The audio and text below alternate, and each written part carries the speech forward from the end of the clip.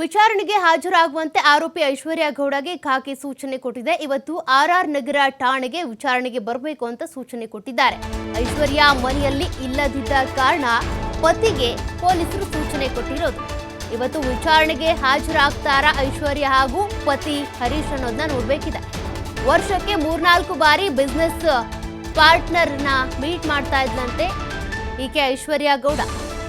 ಅಸಲಿಗೆ ಯಾವುದೇ ಬಿಸ್ನೆಸ್ ನಡೆಸ್ತಾ ಇದ್ರು ಕೂಡ ಪಾರ್ಟಿ ಆಯೋಜನೆ ಮಾಡ್ತಾ ಇದ್ರು. ಪಾರ್ಟಿಗಳಂತೂ ನಡೀತಾ ಇದ್ರು, ಬಿಸ್ನೆಸ್ ಯಾವುದೂ ಇಲ್ಲ.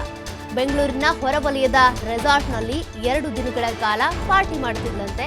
ಖ್ಯಾತ ಉದ್ಯಮಿಗಳು, ಬಿಲ್ಡರ್ಗಳು, ಸಿರಿತಾರಿಯರು, ಹಿರಿಯ ಪೊಲೀಸ್ ಅಧಿಕಾರಿಗಳು ಕೂಡ ಈ ಒಂದು ಪಾರ್ಟಿಯಲ್ಲಿ ಬರ್ತಾ ಇದ್ರಂತೆ, ಎಂಜಾಯ್ ಮಾಡ್ತಿದ್ರಂತೆ. ಚಿನ್ನದ ವ್ಯಾಪಾರಿಗಳು ಇರ್ತಾ ಇದ್ರು, ರಾಜಕಾರಣಿಗಳನ್ನು ಕೂಡ ಈಕೆ ಆಹ್ವಾನಿಸ್ತಾ ಇದ್ಲಂತೆ.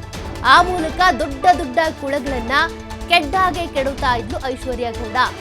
ಅಂದ್ರೆ ಪಾರ್ಟಿ ಆಯೋಜನೆ ಮಾಡ್ತಾ ಇದ್ರು. ದುಡ್ಡು ಯಾರ್ದೋ ಅಪ್ಪಂದು. ಚಿನ್ನದ ಅಂಗಡಿ ಮಾಲೀಕರು ಇದೇ ರೀತಿಯಾಗಿ ಬಿಸ್ನೆಸ್ ಮಾಡ್ತೀನಿ ಅಂತ ಇನ್ಯಾರ ಹತ್ರನೂ ದುಡ್ಡು ಇಸ್ಕೊಳ್ಳೋದು, ಚಿನ್ನವನ್ನ ಖರೀದಿ ಮಾಡೋದು, ಚಿನ್ನ ಇಸ್ಕೊಳ್ಳೋದು. ದುಡ್ಡು ಯಾರ್ದಾದ್ರೂ ಆಗ್ಲಿ, ಪಾರ್ಟಿ ಮಾತ್ರ ಈಕೆ ರೆಡಿ ಮಾಡ್ತಾ ಇದ್ಲು. ಪಾರ್ಟಿಗೆ ಈ ದೊಡ್ಡ ದೊಡ್ಡ ರಾಜಕಾರಣಿಗಳನ್ನ, ಬಿಲ್ಡರ್ಗಳನ್ನ, ಪೊಲಿಟಿಷಿಯನ್ಸ್ ಇರ್ಬೋದು, ಅದೇ ರೀತಿಯಾಗಿ ಕೆಲವೊಂದು ಬಿಸ್ನೆಸ್ ದೊಡ್ಡ ಬಿಸ್ನೆಸ್ ಮಾಡ್ತಾ ಇರುವಂಥವ್ರು ಇರ್ತಾರೆ, ಅಂತಹ ವ್ಯಕ್ತಿಗಳನ್ನ ಇನ್ವೈಟ್ ಮಾಡ್ತಾ ಇದ್ಲು. ಆಗ ಅವ್ರನ್ನ ಹೇಗೆ ಕೆಡ್ಡಾಗಿ ಕೆಡ್ಬೋದು ಅಂತ ಒಂದಿಷ್ಟು ಪ್ಲಾನ್ಗಳು ಕೂಡ ಆಗ್ತಾ ಇತ್ತು.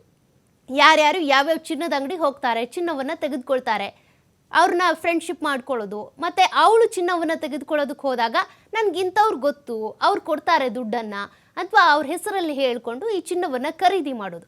ಹೀಗೆ ಮೋಸ ಮಾಡ್ತಾ ಇದ್ಲು. ಪಾರ್ಟಿ ಆಯೋಜನೆ ಮಾಡಿದಂಥ ಸಂದರ್ಭದಲ್ಲಿ ಯಾರ್ಯಾರು ಈ ಬಿಸ್ನೆಸ್ ಮ್ಯಾನ್ಗಳು ಬರ್ತಾರೆ, ಪೊಲೀಸ್ ಅಧಿಕಾರಿಗಳು ಕೂಡ ಹೋಗ್ತಾ ಇದ್ರಂತೆ ಈಕೆ ಮಾಡಿರುವಂಥ ಪಾರ್ಟಿಗೆ.